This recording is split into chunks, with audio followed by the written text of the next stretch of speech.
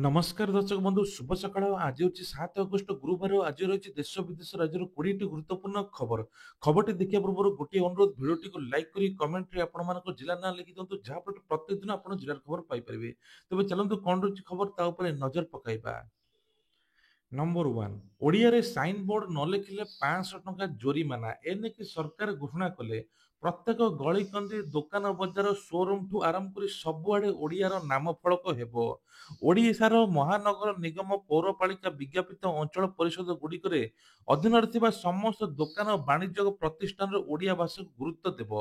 यही सब स्थान ओडिया साइन बोर्ड लिखा बाध्यतामूलक कले राज्य सरकार यह कार्यकारी करने स्वतंत्र निर्देशनामा जारी कर गृह और नगर उन्नयन विभाग सम्मुख सचिव उषा पाढ़ी सूचना देइछन्ति। ओडियारे मध्य साइन बोर्ड न लेखिले जोरिमाना 500 टंका देबाकू पड़िबो। एनेकी 55 दिनर समय सीमा देले राज्य सरकार। ओडिशा सांस्कृतिक एवं भाषागत ऐतिह्यर प्रोत्साहन तथा ଯେଉଁମାନେ ଅନ୍ୟ କୌଣସି ଭାଷା ଲିପି ନ ବୁଝିଥାନ୍ତି ସେମାନଙ୍କ ସୁବିଧା ପାଇଁ ଓଡ଼ିଆ ଭାଷାର ବ୍ୟବହାର ସୁନିଶ୍ଚିତ ଅତ୍ୟନ୍ତ ଫଳପ୍ରଦ ହେବ।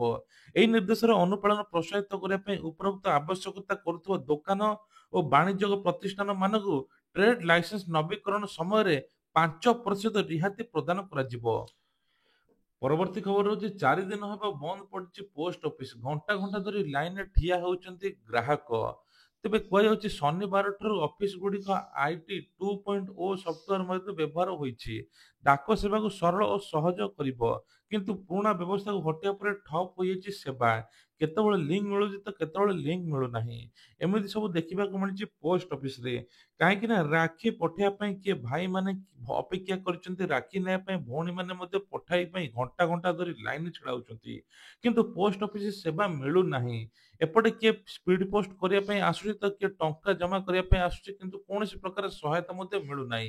ଆଗକୁ ରାକ୍ଷୀ ପୂର୍ଣ୍ଣିମା ଥିବାରୁ ମଧ୍ୟ ରାକ୍ଷୀ ପଠେଇ ପାରୁନାହାନ୍ତି ଲୋକେ।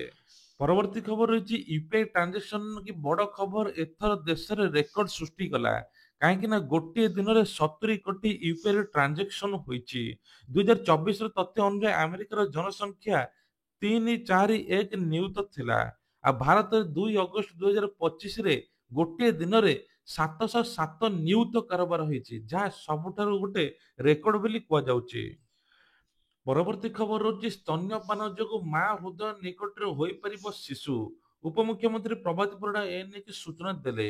ସ୍ତନ୍ୟପାନ ଯୋଗୁଁ ଜଣିଏ କ୍ଲୋଜ ହାର୍ଟ ଅର୍ଥାତ୍ ମା ହୃଦୟର ଆହୁରି ନିକଟତର ହୋଇପାରିବ ବୋଲି ଉପମୁଖ୍ୟମନ୍ତ୍ରୀ ପ୍ରଭାତ ପରିଡା କହିଛନ୍ତି। କାହିଁକି ନା ସବୁଠି ମାର୍କେଟ ଗଳି କନ୍ଦିରେ ଏବେ ଖୋଲାଯିବ ବିଶ୍ୱ ସ୍ତନ୍ୟପାନ ସେଣ୍ଟର ଯାହାଫଳରେ ନିଜ ମାଟିଏ ଛୁଆଟିକୁ ସ୍ତନ୍ୟପାନ ମଧ୍ୟ କରାଇ ପାରିବ।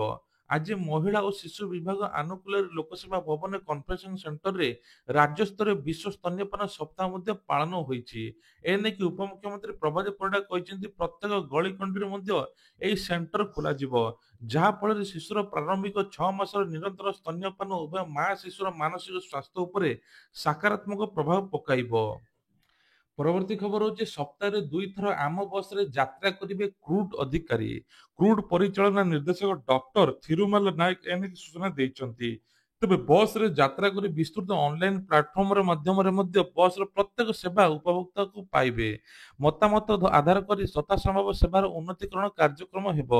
ତା ସହିତ ମଧ୍ୟ ବସର କ୍ରୁଡ୍ ମେମ୍ବର ରହିଲେ ଯାହାଫଳରେ ପ୍ରତିଟି ଯାତ୍ରୀମାନେ ସୁବିଧାରେ ଯାତାୟାତ କରିପାରିବେ। ଯାତାୟାତ ଯାତ୍ରୀଙ୍କର କଣ ଅସୁବିଧା ହେଉଛି ସମସ୍ତ ତଥ୍ୟ ମଧ୍ୟ ନେଇପାରିବେ। ମହାବିଦ୍ୟାଳୟ କେଶରୀ ଟକିଜ ଯାଏଁ ଯାତ୍ରା କରି ପ୍ରକୃତ ଅବସ୍ଥା ପରଖିଛନ୍ତି। ସେପଟେ ନିକଟରେ ଟିକେଟ କାଟି ଆମ ବସରେ ସାଧାରଣ ଯାତ୍ରୀ ଯାତ୍ରା କିଭଳି ଅନୁଭୂତ କରୁଛନ୍ତି ସେ ନେଇକି ମଧ୍ୟ ପଚରାପଚରି ଚାଲିଛି। ପରବର୍ତ୍ତୀ ଖବର ହଉଛି ପ୍ରଧାନମନ୍ତ୍ରୀଙ୍କୁ ଭେଟିଲେ ଉପମୁଖ୍ୟମନ୍ତ୍ରୀ କେବି ସିଂ ଦେଓ। ତେବେ ଭେଟିକି ମହାପ୍ରଭୁଙ୍କର ମଧ୍ୟ ମହାପ୍ରସାଦ ମଧ୍ୟ ଦେଇଛନ୍ତି। ତା ସହିତ ମଧ୍ୟ ମୋଦିଙ୍କୁ ସାକ୍ଷାତ କରି ରାଜନୈତିକ ଦୃଷ୍ଟିକୋଣରୁ ଗୁରୁତ୍ୱ ବହନ କରିଛନ୍ତି। ଏକ୍ସ ପୋଷ୍ଟରେ ଉପମୁଖ୍ୟମନ୍ତ୍ରୀ ଲେଖିଛନ୍ତି ନୂଆଦିଲ୍ଲୀଠାରେ ଭାରତ ଯଶସ୍ୱୀ ପ୍ରଧାନମନ୍ତ୍ରୀ ଶ୍ରୀଯୁକ୍ତ ନରେନ୍ଦ୍ର ମୋଦି ସୌଜନ୍ୟମୂଳକ ସାକ୍ଷାତ କରିଥିଲେ। ଆଉ ମହାପ୍ରଭୁ ଜଗନ୍ନାଥଙ୍କ ମହାପ୍ରସାଦ ମଧ୍ୟ ପ୍ରଦାନ କରିଥିଲେ। ଆହୁରି ମଧ୍ୟ ଲେଖିଛନ୍ତି ନୂଆଦିଲ୍ଲୀରେ ପ୍ରଧାନମନ୍ତ୍ରୀଙ୍କୁ ଭେଟିବାର ଆଜି ସୌଭାଗ୍ୟ ମିଳିଲା। ପରବର୍ତ୍ତୀ ଖବର ମହିଳାମାନଙ୍କ ପାଇଁ ବଡ ଉପହାର ରାକ୍ଷୀ ଭେଟି ସୁଭଦ୍ରା ଟଙ୍କା ନୁହେଁ ମହିଳାମାନଙ୍କୁ ମିଳିବ 10 ଲକ୍ଷ ଟଙ୍କା ଋଣ ସେ ପୁଣି ବି ବିନା ସୁଧରେ। ତେବେ ଏସଏଚଜି ମହିଳା ପାଇଁ ଖୁସି ଖବର ଏ ନେଇକି ଉପମୁଖ୍ୟମନ୍ତ୍ରୀ ପ୍ରଭାତୀ ପଟେଲ କହିଛନ୍ତି ମହିଳାକୁ ଆତ୍ମନିର୍ଭରଶୀଳ ଏବଂ ସ୍ୱାବଲମ୍ବୀ କରିବା ଦିଗରେ ସରକାର ବିଭିନ୍ନ ପ୍ରକାର ଗୁରୁତ୍ୱ ଯୋଜନା କରୁଛନ୍ତି। ଏଥର ସରକାର ବିଶେଷ କରି କହିଛନ୍ତି ଯେ 10 ଲକ୍ଷ ଟଙ୍କା ଋଣ ବିନା ସୁଧରେ ଯୋଗାଇ ଦେବେ। ପରବର୍ତ୍ତୀ ଖବର ହଉଛି ଆକ୍ରମଣ ପାଇଁ ଚେତାବନୀ ସବୁ ବିମାନରେ ହାଇ ଆଲର୍ଟ 22 ସେପ୍ଟେମ୍ବର ଅକ୍ଟୋବର 2 ପର୍ଯ୍ୟନ୍ତ ଆକ୍ରମଣ ଚେତାବନୀ ସକ୍ରିୟ ମୋଡରେ ସିସିଟିଭି ସିଷ୍ଟମ। ଦେଶର ସମସ୍ତ ସମ୍ବେଦନଶୀଳ ଅଞ୍ଚଳରେ ନିରନ୍ତର ପାଟ୍ରୋଲିଂ ଚାଲିବ। ସମସ୍ତ ବିମାନ ବନ୍ଦରକୁ ହାଇ ଆଲର୍ଟରେ ରଖାଯାଇଛି। ବିମାନ ବନ୍ଦର ଟର୍ମିନାଲ ପାର୍କିଂ ପରିମିତି ଜୋନ୍ ସବୁ ଆଲର୍ଟରେ ଅଛି। ଏପରିକି ପ୍ରତ୍ୟେକ ଅଞ୍ଚଳ କ୍ୟାମେରା କଡ଼ା ନଜର ରହିଛି। ଦେଶର ସୁରକ୍ଷା ସମ୍ପର୍କରେ ଗୋଇନ୍ଦା ସଂସ୍ଥାଗୁଡ଼ିକ ଏକ ସତର୍କତା ଜାରି କରିଛନ୍ତି। ଦେଶର ବିଭିନ୍ନ ସ୍ଥାନରେ ଆତଙ୍କବାଦୀ ଆକ୍ରମଣର ଆଶଙ୍କା ରହିଛି। ଏଥିପାଇଁ ଏକ ସତର୍କତା ମଧ୍ୟ ଜାରି କରାଯାଇଛି ବୋଲି କୁହାଯାଉଛି। ପରବର୍ତ୍ତୀ ଖବର ରହୁଛି ବୋର୍ଡ ଅଫ୍ ସେକେଣ୍ଡାରୀ ଏଜୁକେସନ ବା ସିବିଏସଇ 2025-26 ଶିକ୍ଷାବର୍ଷର ଦଶମ ଓ ଦ୍ୱାଦଶ ଶ୍ରେଣୀ ବୋର୍ଡ ପରୀକ୍ଷା ପାଇଁ 75% ଉପସ୍ଥିତି ହାଜର ନିୟମକୁ ପୁନର୍ବାର ଜାରି କରିଛି। ଏହି ନିୟମ ଅନୁଯାୟୀ ଛାତ୍ରଛାତ୍ରୀମାନଙ୍କୁ ପରୀକ୍ଷାରେ ବସିବା ପାଇଁ ଅତି କମରେ 75% କ୍ଲାସର ଉପସ୍ଥିତି ରହିବା ବାଧ୍ୟତାମୂଳକ। ଏହା ସହିତ ସିବିଏସଇ ଏକ ଷ୍ଟାଣ୍ଡାର୍ଡ ଅପରେଟିଂ ପ୍ରୋସିଜର ମଧ୍ୟ ଜାରି ରହିଛି ଯାହା ଉପସ୍ଥିତି ସମ୍ବନ୍ଧୀୟ କଡ଼ା ନିୟମକୁ ପାଳନ କରିବ। ମେଡିକାଲ କାରଣ ଅନ୍ୟ କାରଣ ଥିଲେ ଅଲଗା କଥା କିନ୍ତୁ ଏ ନେଇକି ଶିକ୍ଷାର ଗୁଣବତ୍ତା ବଜାୟ ରଖିବା ଲକ୍ଷ୍ୟରେ ନିଆଯାଇଛି। ସ୍କୁଲ ଗୁଡିକ ନିୟମ କଡାକଡି ପାଳନ କରିବା ଅଭିଭାବକମାନଙ୍କୁ ଏ ସମ୍ପର୍କରେ ଅବଗତ ମଧ୍ୟ କରାଯାଉଛି। ପରବର୍ତ୍ତୀ ଖବର ହଉଛି ନକଲି ସାର୍ଟିଫିକେଟରେ ଅସଲି ଚାକିରି ଏସସି ଏସଟି ବିଭାଗରୁ ଆସିଲା ଚାଞ୍ଚଲ୍ୟକର ତଥ୍ୟ। ତେବେ ଜାଲ ସାର୍ଟିଫିକେଟ ମାୟାଜାଲରେ ଛନ୍ଦି ହୋଇଛି ଓଡିଶା। ଉପାନ୍ତର ଉପକୂଳ ସବୁଠି ଜାଲ ଜାଲି ପ୍ରମାଣପତ୍ର ଦେଇ ସରକାରୀ ଚାକିରି ହାତେଇଛନ୍ତି ଯାହା ଏବେ ଖୋଳତାଡ ପରେ ମିଳିଛି ସତ୍ୟ। ଯାହାର ଲେଖା ଜୋଖା ପ୍ରମାଣଜନକ ନ୍ୟୁଜରେ ହାତରେ ଲାଗିଛି। ଖାଲି ଗୋଟିଏ ବିଭାଗର ତଥ୍ୟ ନୁହେଁ ବିଭିନ୍ନ ବିଭାଗର ତଥ୍ୟ ମଧ୍ୟ ମିଳିଛି। ବାସ୍ତବରେ ଓଡିଶାର ଜାଲ ସାର୍ଟିଫିକେଟ ରାକେଟ ସକ୍ରିୟ ଅଛି। ନଜର ପକାନ୍ତୁ ଏବେ କୁହାଯାଉଛି ଯେ ଏସସି ଏସଟି ପଛୁଆ ବର୍ଗର ଏଇ ଜାଲ ସାର୍ଟିଫିକେଟ ଦେଖାଇ କେଳେଙ୍କାରୀ ପଦାକୁ ଆସିଛି। ଆରଡିସି ସ୍ତରୀୟ ରିପୋର୍ଟରେ ବ୍ରହ୍ମପୁର ଆରଡିସି ଅଧୀନରେ ସବୁଠୁ ଅଧିକ ଗଫଲତି ମଧ୍ୟ ହୋଇଛି ଯାହା ଫଳରେ ପାଖାପାଖି 1448ଟି ଜାଲ ସାର୍ଟିଫିକେଟ ମାମଲା ହସ୍ତଗତ ମଧ୍ୟ ହୋଇଛି। ଏନେଇକି ମଧ୍ୟ ତଦନ୍ତ ଚାଲିଛି। ତେବେ କୁହାଯାଉଛି ଯେ କନ୍ଧମାଳରେ 437 ବଲାଙ୍ଗୀରରେ 206 ନବରଙ୍ଗପୁରରେ 132 କୋରାପୁଟରେ 121 ମାମଲା ମଧ୍ୟ ରହିଛି ଯାହା ଜାଲ ସାର୍ଟିଫିକେଟ ଦେଇ ଏମାନେ ଚାକିରି କରିଛନ୍ତି। ପରବର୍ତ୍ତୀ ଖବର ଜନଧନ ଆକାଉଣ୍ଟଧାରୀ ହୋଇଯାଆନ୍ତୁ ସତର୍କ ରି କେୱାଇସି କରିବା ନହେଲେ ଆପଣଙ୍କର ଆକାଉଣ୍ଟ କଟିଯିବ। ପ୍ରଧାନମନ୍ତ୍ରୀ ଜନଧନ ଆକାଉଣ୍ଟ 10 ବର୍ଷ ପୂର୍ତ୍ତି ହୋଇଛି। ଏହି ଯୋଜନା ଅଧୀନରେ ଅନେକ ଆକାଉଣ୍ଟ ପୁଣି ଥରେ କେୱାଇସି ଅପଡେଟ୍ କରିବା ପାଇଁ ପଡିବ ହେଲେ ଆକାଉଣ୍ଟଧାରୀ ଏପର୍ଯ୍ୟନ୍ତ ପାଇଁ ଖୁସି ଖବର ନାହାନ୍ତି। ରି କେୱାଇସି ପ୍ରକ୍ରିୟା ସହଜ କରିବା ଲାଗି ସାର୍ବଜନୀନ କ୍ଷେତ୍ରରେ ବ୍ୟାଙ୍କ ଗୁଡିକ ଜୁଲାଇ 1 ସେପ୍ଟେମ୍ବର 30 ଯାଏଁ ପ୍ରତି ପଞ୍ଚାୟତ ସ୍ତରରେ ସ୍ୱତନ୍ତ୍ର ଶିବିର ଲଗାଯିବ। ବୁଧବାର ଦିନ ଆରବିଆଇ ଗଭର୍ଣ୍ଣର ସଞ୍ଜୟ ମଲ୍ହୋତ୍ରା ଏନେଇ ସୂଚନା ଦେଇଛନ୍ତି। ତେବେ ଆପଣମାନେ ରି କେୱାଇସି କରିପାରିବେ। ତେବେ ରି କେୱାଇସି କରିବା ପାଇଁ ହେଲେ ଆପଣଙ୍କ ଆଧାର କାର୍ଡ ପ୍ୟାନ କାର୍ଡ ଯିବେ ପ୍ୟାନ କାର୍ଡ ନଥିଲେ ମଧ୍ୟ ଆପଣ ଆଧାର କାର୍ଡରେ ମଧ୍ୟ କେୱାଇସି କରିପାରିବେ। ନିକଟସ୍ଥ ବ୍ରାଞ୍ଚକୁ ଯାଇ କରିପାରିବେ ନହେଲେ ଆପଣଙ୍କ ଯଦି ଗାଁ ପାଖରେ ବା ଆପଣଙ୍କ କ୍ଲବ ଘରଟି ଯେକୌଣସି ଜାଗାରେ ମଧ୍ୟ ଶିବିର ଖୋଲାଯାଇଛି ସେଠୁ ମଧ୍ୟ ଆପଣମାନେ କରିପାରିବେ। ତା ସହିତ ମଧ୍ୟ କୁହାଯାଉଛି ଏଇ ଜିରୋ ଆକାଉଣ୍ଟ ସୁବିଧା ହେଲା ଆପଣଙ୍କର ଯଦି ଦୁର୍ଘଟଣା ବୀମା ରୂପେ କ୍ରେଡିଟରେ 1 ଲକ୍ଷ ଟଙ୍କାର ମଧ୍ୟ ଓଭରଡ୍ରାଫ୍ଟ ସୁବିଧା ମିଳିଥାଏ। ପରବର୍ତ୍ତୀ ଖବର ହଉଛି ମାଡି ଆସିଲା କାଦୁଅ ମିଶା ପାଣି ମାଟିରେ ମିଶିଗଲା ଗାଁ ତାଣ୍ଡବରେ ଛାତି ଥରା ଭିଡିଓ। ଏଭଳି ଘଟଣା ଆପଣମାନେ ଦେଖିଥିବେ ଉତ୍ତରାଖଣ୍ଡର ଉତ୍ତରକାଶୀରେ ଘଟିଛି ଯାହା ସମ୍ପୂର୍ଣ୍ଣ ଗାଁକୁ ଭସାଇ ଦେଇଛି ବାଦଲ ଫଟା ବର୍ଷା। ଆଖପାଖର ହୋଟେଲ ଗୁଡିକ ସମ୍ପୂର୍ଣ୍ଣ ଛିନ୍ନ ଭିନ୍ନ ହୋଇଯାଇଛି। ଶହ ଶହ ଲୋକ ମଧ୍ୟ ଭାସି ଯାଇଛନ୍ତି। ପ୍ରାୟ ଦିନ 1:45 ଏଭଳି ଦୃଶ୍ୟ ମଧ୍ୟ ଦେଖିବାକୁ ମିଳିଥିଲା। ଲୋକେ ଘରୁ ବାହାରି ଦୌଡ଼ିକି ଗଲା ବେଳକୁ ମଧ୍ୟ ଲୋକଙ୍କୁ ଭସାଇ ଦେଇଥିଲା। ଏଥିରେ 4 ଜଣଙ୍କ ମୃତ୍ୟୁ ହୋଇଥିବା ବେଳେ ପାଖାପାଖି ଗୁଡାଏ ଲୋକ ନିଖୋଜ ମଧ୍ୟ ଅଛନ୍ତି। ଏ ନେଇକି ମଧ୍ୟ ଖୋଳତଡା ମଧ୍ୟ ଚାଲିଛି। ଏ ନେଇକି ମଧ୍ୟ ସିଆରପିଏଫ୍ ଯବାନ ମଧ୍ୟ 10 ଜଣ ଭାସି ଯାଇଥିଲେ। ପରବର୍ତ୍ତୀ ଖବର ହଉଛି ରାକ୍ଷୀ ପୂର୍ଣ୍ଣିମାରେ ମହିଳାଙ୍କୁ ମିଳିବ ସୁଭଦ୍ରାର ତୃତୀୟ କିସ୍ତି। ଏନେଇ ଉପମୁଖ୍ୟମନ୍ତ୍ରୀ ପ୍ରଭାତୀ ପରିଡା କହିଛନ୍ତି 1 କୋଟିରୁ ଅଧିକ ହିତାଧିକାରୀ ମାନେ ଉପକୃତ ହେବେ। ତେବେ କୁହାଯାଉଛି ଦ୍ୱିତୀୟ ପର୍ଯ୍ୟାୟରେ 10,000 ଟଙ୍କା ମିଳିସାରିଛି। ଆଉ କିଛି କିଛି ଲୋକଙ୍କୁ ତୃତୀୟ ପର୍ଯ୍ୟାୟରେ ଏବେ 15,000 ଟଙ୍କା ମିଳିବ। ଯେଉଁମାନେ ପ୍ରଥମ ଦ୍ୱିତୀୟ କିସ୍ତି ପାଇନାହାନ୍ତି ସେମାନେ ଏକା ସାଙ୍ଗରେ 15,000 ଟଙ୍କା ପାଇବେ। ପ୍ରଥମ କିସ୍ତି ଯେଉଁମାନେ ହାତେଇଛନ୍ତି ଅଯୋଗ୍ୟ ହିତାଧିକାରୀ ତାଙ୍କୁ ବାଦ୍ ଦିଆଯାଇଛି। ଯେଉଁମାନେ ସୁଭଦ୍ରା ଟଙ୍କା ପାଇଥିଲେ ପ୍ରଥମ କିସ୍ତି ତାଙ୍କର 60 ବର୍ଷ ହୋଇଯାଇଛି ତାଙ୍କୁ ଆଉ ମିଳିବ ନାହିଁ। ତାଙ୍କୁ ଏବେ ଭତ୍ତା ଟଙ୍କାରେ ଆଡ କରାଯିବ ଯାହା ଫଳରେ ସେମାନେ ଭତ୍ତା ପାଇବେ। ତା ସହିତ ମଧ୍ୟ 21 ବର୍ଷର ହିତାଧିକାରୀ ମାନେ ନୂଆ ଆବେଦନ କରିପାରିବେ। ସୁଭଦ୍ରା ପୋର୍ଟାଲ ମଧ୍ୟ ଖୋଲା ଅଛି। ପରବର୍ତ୍ତୀ ଖବର ହେଉଛି ଏଲ୍ଏଚବି ସହ ଚଳାଚଳ କରିବ Bhubaneswar Junagarh road superfast express. ତେବେ କୁହାଯାଉଛି ଯାତ୍ରୀମାନଙ୍କୁ ଉନ୍ନତ ସୁବିଧା ନିରାପତ୍ତା ପାଇଁ ଆରାମ ପ୍ରଦାନ କରିବ। କୁହାଯାଉଛି ଭୁବନେଶ୍ୱର ଜୁନାଗଡ଼ ରୋଡ୍ ସୁପରଫାଷ୍ଟ ଏକ୍ସପ୍ରେସର ପ୍ରଥମ ରେକ୍ ବା ଏଲ୍ଏଚବି କୋଚ୍ ସହିତ ଭୁବନେଶ୍ୱରରୁ ଅଗଷ୍ଟ 8 2025 ଜୁନାଗଡ଼ ରୋଡ୍ ଠାରୁ ଅଗଷ୍ଟ 9 2025ରେ ଚଳାଚଳ କରିବ, ଯାହା ସବୁଠାରୁ ବଡ଼ କଥା।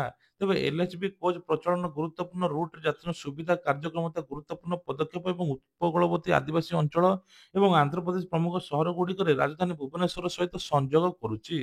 ପରବର୍ତ୍ତୀ ଖବର ହଉଛି ହ୍ୱାଟ୍ସଆପ୍‌ର ବଡ଼ ଆକ୍ସନ। ଭାରତର 98 ଲକ୍ଷରୁ ଅଧିକ ଆକାଉଣ୍ଟ ବ୍ୟାନ୍ କଲା। ତେବେ ମେଟା ଏହାର ମଧ୍ୟ ଜୁନ୍ ମାସରେ କମ୍ପ୍ଲାଏନ୍ସ ରିପୋର୍ଟରୁ ଘୋଷଣା କରିଛି। ଅପବ୍ୟବହାର, ଗୁଜବ ପ୍ରସାରଣ ଇତ୍ୟାଦିକୁ ଇନଷ୍ଟାଗ୍ରାମ ମେସେଜ ଏବଂ ହ୍ୱାଟ୍ସଆପ୍ ଆକାଉଣ୍ଟକୁ ମଧ୍ୟ କାର୍ଯ୍ୟାନୁଷ୍ଠାନ ନିଆଯାଇଛି।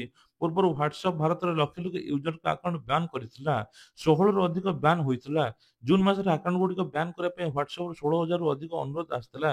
ତେବେ ଏବେ କୁହାଯାଉଛି ପାଖାପାଖି 98 ଲକ୍ଷରୁ ଅଧିକ ହ୍ୱାଟ୍ସଆପ୍ ଆକାଉଣ୍ଟ ବ୍ୟାନ୍ ହୋଇଛି। ଯାହାଫଳରେ ସାଇବର ଲୁଟେରା କିଛି ୟୁଜ୍ କରୁଛନ୍ତି, କିଛି ସ୍କାମ୍ ହେଉଛି ବୋଲି ସେଗୁଡ଼ା ଦେଖିକି ଏବେ ତାଙ୍କୁ ବ୍ୟାନ୍ କରାଯାଉଛି। ପରବର୍ତ୍ତୀ ଖବର ହଉଛି ମୃତ ବ୍ୟକ୍ତିଙ୍କ ବ୍ୟାଙ୍କର ଲକର ଏବଂ ଆକାଉଣ୍ଟକୁ ବଦଳିଲା ନିୟମ। 3 ମାସ ମଧ୍ୟରେ କରିବାକୁ ପଡ଼ିବ ଏହି କାମ। ଭାରତୀୟ ରିଜର୍ଭ ବ୍ୟାଙ୍କର ଏପରି ଏକ ଗ୍ରାହକ ପରିବାର ସଦସ୍ୟ ନୂତନ ନିୟମ ଲାଗୁ ରହିଛି। ଯେଉଁମାନଙ୍କର ମୃତ୍ୟୁ ହୋଇସାରିଛି ସେମାନଙ୍କର ଲକର ଏବଂ ଆକାଉଣ୍ଟ ଗୁଡ଼ିକ ସେମାନଙ୍କ ନାମରେ ଚାଲୁଛି। ଏପରି ଆକାଉଣ୍ଟକୁ କମ୍ ସମୟ ଏବଂ ଶୀଘ୍ର ସମାଧାନ କରିବାର ଯୋଜନା ରହିଛି। ବୁଧବାର ଦିନ ନୀତି ହାର ଘୋଷଣା ସମୟରେ ଆର୍‌ବିଆଇ ଗଭର୍ଣ୍ଣର ସଞ୍ଜୟ ମଲ୍ହୋତ୍ରା ସ୍ପଷ୍ଟ ଭାବରେ କହିଛନ୍ତି ଯେ ମୃତ ବ୍ୟାଙ୍କ ଗ୍ରାହକଙ୍କ ସେଫ୍ ଡିପୋଜିଟ୍ ଲକର ଏବଂ ସମ୍ବନ୍ଧୀୟ ଦାବି ସମାଧାନ ପ୍ରକ୍ରିୟାକୁ ମାନକୀକରଣ କରାଯିବ। ଏପରି ଗ୍ରାହକ ଆବେଦନ ସମାଧାନକୁ ସୁବିଧାଜନକ ସରଳ କରିବ। ବ୍ୟାଙ୍କ ପାଖରୁ ଏପରି ଗ୍ରାହକ ପରିବାର ସଦସ୍ୟଙ୍କ ଆବେଦନ ପ୍ରାଥମିକତା ଭିତ୍ତିରେ ଶୁଣାଯିବ। ଏହା ଉପରେ ଶୀଘ୍ର କାର୍ଯ୍ୟାନୁଷ୍ଠାନ ନିଆଯିବ, ଯାହାଦ୍ୱାରା ଲୋକଙ୍କ ସଞ୍ଚୟ ହୋଇପାରିବ। ତା ସହିତ ମଧ୍ୟ ସେମାନେ କୌଣସି ଅସୁବିଧାର ସମ୍ମୁଖୀନ ହେବେ ନାହିଁ। ସବୁକିଛି ସୁବିଧା ମିଳିବ। ନୋମିନି ଯିଏ ପଡ଼ିଥିବ ତାଙ୍କୁ ମଧ୍ୟ ଟଙ୍କା ମିଳିଯିବ। ପରବର୍ତ୍ତୀ ଖବର ହଉଛି କେନ୍ଦ୍ର କାଉଟି ବ୍ୟାପାର ମନ୍ତ୍ରୀ ପ୍ରହ୍ଲାଦ ଯୋଶୀଙ୍କୁ ମୁଖ୍ୟମନ୍ତ୍ରୀ ଭେଟିଲେ। ଧାନ ସଂଗ୍ରହ ବୃଦ୍ଧି ପାଇଁ ପ୍ରସ୍ତାବ ମଧ୍ୟ ଦେଲେ। କେନ୍ଦ୍ର ଖାଉଟି ବ୍ୟାପାର ମନ୍ତ୍ରୀ ପ୍ରହ୍ଲାଦ ଯୋଶୀଙ୍କୁ ଭେଟି ଏ ବିଷୟରେ ଆଲୋଚନା ହୋଇଛି। ଏଫ୍ସିଆଇ ଦ୍ୱାରା ମାସିକ ଚାଉଳ ଉଠାଣ ବୃଦ୍ଧି କରିବା ପାଇଁ ଅନୁରୋଧ କରାଯାଇଛି। ବାଜରା ପ୍ରୋତ୍ସାହନ ସଂରକ୍ଷଣ ଭିତ୍ତିଭୂମିର ପ୍ରସାର ଅନ୍ତର୍ଭୁକ୍ତ ଉପରେ ଆଲୋଚନା ହୋଇଛି। ଏନେକି ସୋସିଆଲ ମିଡିଆ ଏକ୍ସରେ ସୂଚନା ମଧ୍ୟ ଦେଇଛନ୍ତି। ରାଜ୍ୟରେ ବଳକା ଧାନକୁ ଦୃଷ୍ଟିରେ ରଖି ଆଗାମୀ ଋତୁ ପାଇଁ ଚାଉଳ ସଂଗ୍ରହ ଟାର୍ଗେଟ କରିବା ପାଇଁ ଅନୁରୋଧ କରିଛନ୍ତି।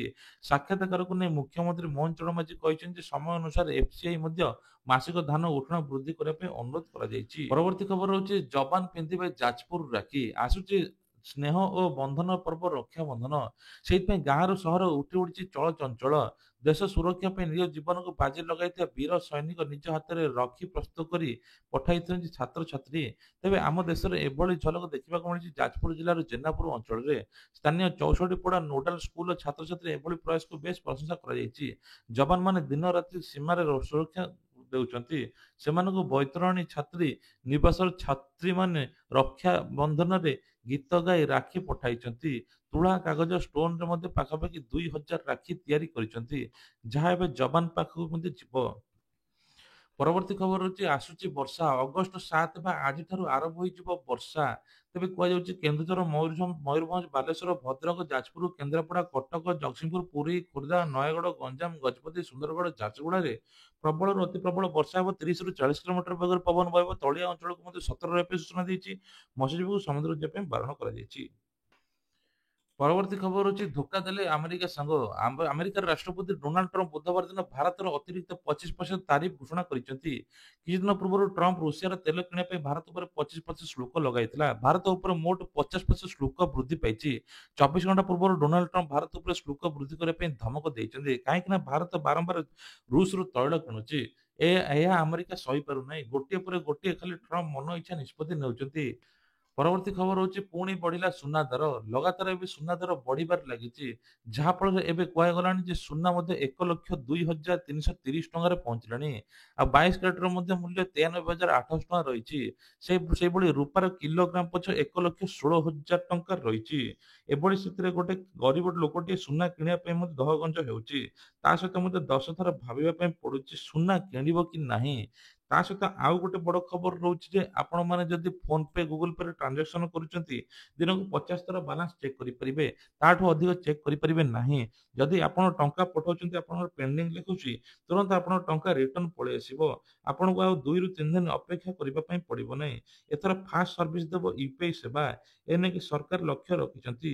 ତେବେ ଇଏ ଥିଲା ଆଜିର ଦେଶ ବିଦେଶ ରାଜ୍ୟର କିଛିଟା ଗୁରୁତ୍ୱପୂର୍ଣ୍ଣ ଖବର। ଖବରଟି ଭଲ ଲାଗିଥିଲେ ଭିଡ଼ିଓକୁ ଲାଇକ୍ କରିବା ସହିତ ଚ୍ୟାନେଲ ନୂଆ ଥିଲେ ସବସ୍କ୍ରାଇବ କରିଦେବେ। ଜୟ ଜଗନ୍ନାଥ।